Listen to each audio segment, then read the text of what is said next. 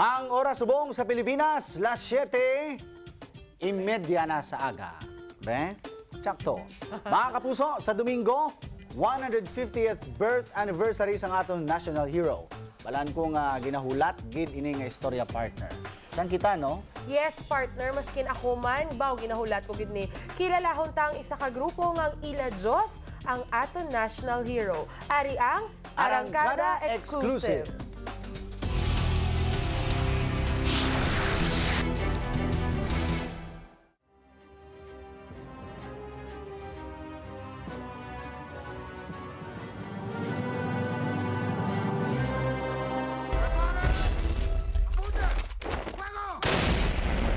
Ini ang ato nakilalaan nga dagway ni Dr. Jose Rizal. Isa ka maalam kag maisog nga Pilipino nga naghalad sang kabuhi para sa kahilwayan. Rason nga ginkilala siya bilang pungsudnon nga baganihan. Sa pagligad sang panahon, padayon niya ginapasidunggan ang pagkabaganihan ni Rizal. Nagiro siya. Gusto ya ang Pilipino hindi paglupigon sa iban nga nasyon. Tintudluan niya nga magkuhan sang diretsyo ta human rights. Wala ta sang kahilwayan sa bungon di tungod siya. Paglaban niya ang kalayaan sang bansa. Kumbaga, siya gid ang nakapamutlak sang mga Pilipino nga maging malaya na sa mga pagginahom sang Kastila. Bisa ng mga ulihing tubo, wala man siya nakalimtan. Siya lang isa sa tiyempo sa mga Espanyol ang nagtindog kag naghimo sa paagi na malinong hindi pareho sa ibang nga bayani nga nagsugod sang gamo iya paagi sa sulat kag paagi sa pagsulat against sa Spaniards kung ano gid man kalain ang ilang panghibuhat. Sa Domingo, ika-150 na nga kaadlawan sang aton national hero. Kung baganihan ang pagtanaw ta sa iya, mas sobra pa ang iya sang isa ka grupo nga amon nakilala. Ini ang barangay Hibiuan sa Banwasang Tapas, probinsya sang Capiz. Malapit 5 ka kilometro halin sa National Highway, makit-an ang simple nga pamalay.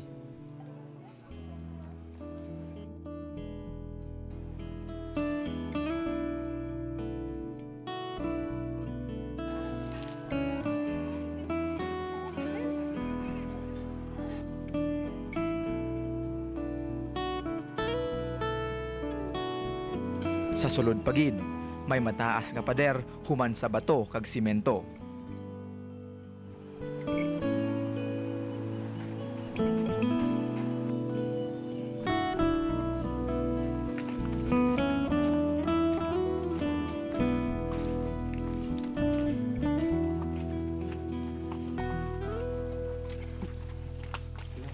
Pagkatapos namon agyan ang pila ka mga ganhaan, nagtamyaw sa amon ang pinasahi nga simbahan.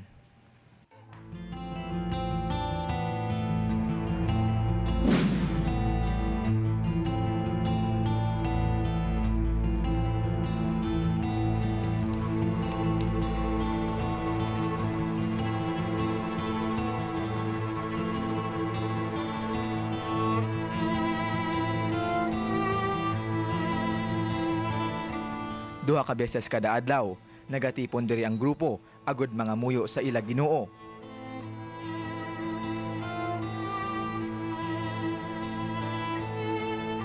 Si Dr. Jose Rizal.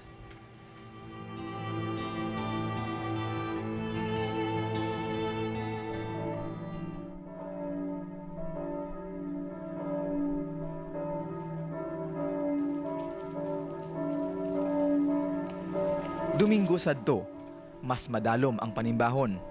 Gani kadungan sang pagbagting sang lingganay, isa-isa nga nagsulod sa simbahan ang daw naka-uniforme nga mga tumuluo. Sino gid bala si Dr. Jose Rizal? Siya ang Diyos nga Espiritu. Katlo nga persona kapag Diyos. Ang Diyos nga Amay amo si Jehovah, Diyos nga anak amo si Jesucristo, kag si Dr. Jose Rizal amo ang ginakilala namon nga Diyos nga Espiritu. Sa eskwelahan, isa natudlo sa mga manunudlo, isa siya kabayani, hero sa katon nga pungsod. Pero diri sa amon, sa grupo sang mga Rizalian, isa siya ka Diyos na ikatlo nga persona. Tuhay sa kinaandan nga simbahan, wala sang santos diri. Magluwas lang sa krus sa altar, kag sa isa kagamay nga hayahay sang Pilipinas. Pinasahi man ang pagsugod sang misa.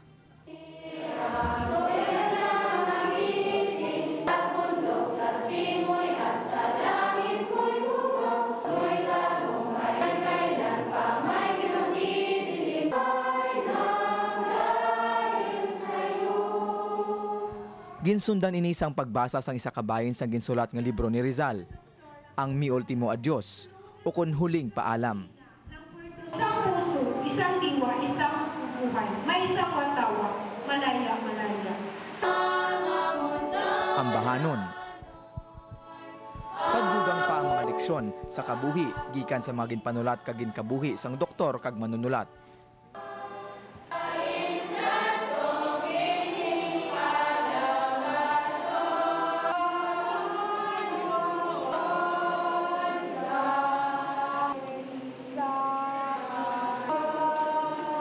Pagkatapos sina, ginbasa man ang Biblia.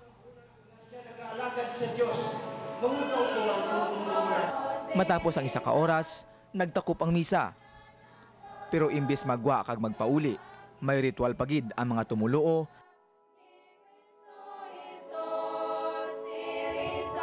nga ang tawag sa ila kagulingon, mga Rizalista.